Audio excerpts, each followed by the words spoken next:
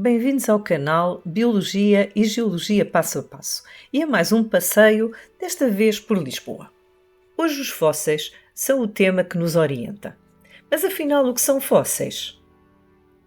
Na realidade, fósseis são todo e qualquer vestígio de seres vivos do passado, conservado em contexto geológico e que pode consistir em vestígios quer do corpo, quer da atividade dos seres vivos. Se o fóssil representa partes do corpo do ser vivo do passado, é considerado um somatofóssil. Se o fóssil representa vestígios da atividade dos seres vivos do passado, é classificado como um icnofóssil. Há fósseis em Lisboa? Sim, há! E posso já começar por mostrar os que há na minha escada. Talvez ninguém estivesse a pensar nos fósseis que encontramos em materiais de construção, mas não são menos importantes por isso.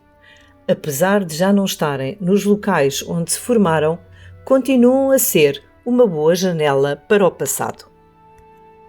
A cidade de Lisboa está construída sobre rochas que se formaram desde há 100 milhões de anos até há cerca de 7 milhões de anos e que testemunham a existência, no local onde hoje é a cidade, de ambientes muito diversificados, entre os quais ambientes marinhos, quer de pequena profundidade, quer recifais, e também ambientes continentais, fluviais e lacustres.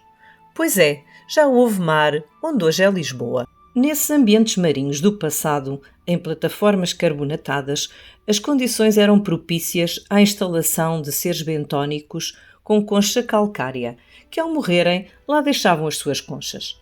Foi assim que, passados muitos milhões de anos, os portugueses tiveram acesso, na região de Lisboa, a uma rocha muito conceituada, o Liós.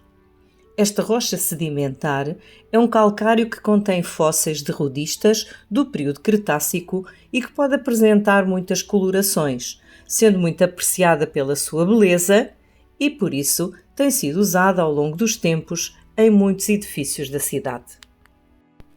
Esta minha digressão em busca de fósseis na cidade de Lisboa replica um percurso feito numa ação de formação dinamizada pelo professor Carlos Marques da Silva, da Faculdade de Ciências de Lisboa, já lá vão uns anitos, e que se chamava Paleontologia no Campo e na Cidade. Partindo do Largo do Rato e caminhando sempre em frente até ao Cais do Sodré, não há dúvida que podemos apreciar as fachadas de Liós dos palácios ou das casas com donos mais endinheirados, ou ainda os lambris ou apenas as ombreiras das portas e das janelas em casas mais modestas. Este revestimento, muito usado até ao início do século XX, dá a Lisboa a sua característica cor clara.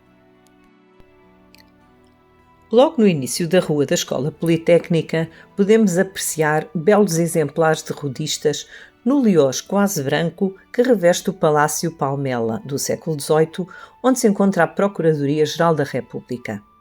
Mais à frente, o Museu Nacional de História Natural e da Ciência brinda-nos com um calcário mais alterado, pois este museu está instalado num edifício em que a primeira pedra foi lançada em 1603.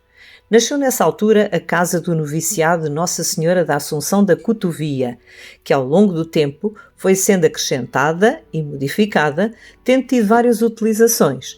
Foi Colégio dos Nobres, foi Escola Politécnica, foi Faculdade de Ciências da Universidade de Lisboa, onde eu andei, e atualmente é um Museu de História Natural e da Ciência.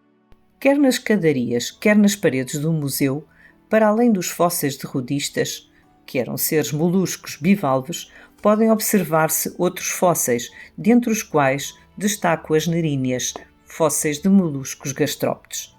Junto ao museu, até o chão nos oferece belos exemplares de fósseis. Continuando o caminho à procura dos fósseis, a passagem pelo Jardim do Príncipe Real não nos pode deixar indiferentes ao admirar os desenhos da calçada feitos com calcário comum branco e calcário comum preto e a diversidade vegetal, onde uma árvore da espécie Cupressus lusitanica nos brinda com os seus mais de 20 metros de diâmetro. Já na rua de Dom Pedro V, dois elfos engraçados chamam-nos a atenção. Também na rua Dom Pedro V, que na fachada de um prédio o calcário Liós serviu de modelo para uma pintura trompe-l'œil de azulejos. Passando pelo Jardim de São Pedro de Alcântara, localizado numa das 7 colinas de Lisboa, a colina de São Roque, perdemo-nos a observar o Rio Tejo e outras 2 colinas, a de São Jorge, com o seu imponente castelo, e a de Santo André, onde se evidencia a Igreja da Graça. Passando o elevador da Glória, os passos levam-nos à Igreja de São Roque, onde caminhamos sobre fósseis desde o adro até ao seu interior. A Igreja de São Roque foi edificada no final do século XVI sob a égide da Companhia de Jesus e resistiu, praticamente intacta, ao grande terremoto de Lisboa de 1755. O seu interior, de grande beleza, engloba diversos tesouros artísticos, dos quais destaco, numa perspectiva geológica, as rochas polícromas da Capela de São João Batista, como o lápis lazuli, o verde antigo, a ametista, o alabastro, a ágata ou os pórfiros.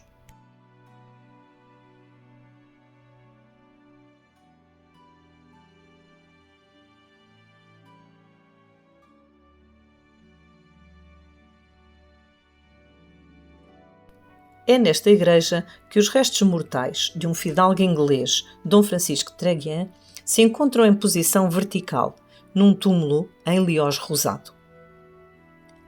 Já na Rua da Misericórdia, a chegar à Rua do Alecrim, surgem 2 igrejas, também elas com belas fachadas calcárias. A Igreja do Loreto, do século XVI, mas reconstruída após o sismo de 1755, e a Igreja de Nossa Senhora da Encarnação, do século XVIII. Quase a chegar ao Cais do Sodré, na Rua do Alecrim, um edifício de construção recente mantém a tradição da Lisboa Cidade Branca e tem a revestir as suas paredes belas lajes de Liós. Neste passeio por Lisboa, os fósseis foram o mote que permitiu apreciar alguns aspectos da cidade, ao mesmo tempo que nos levaram para épocas mais longínquas, em que seres vivos marinhos, como os rodistas, habitaram zonas da região de Lisboa, agora bem continentais.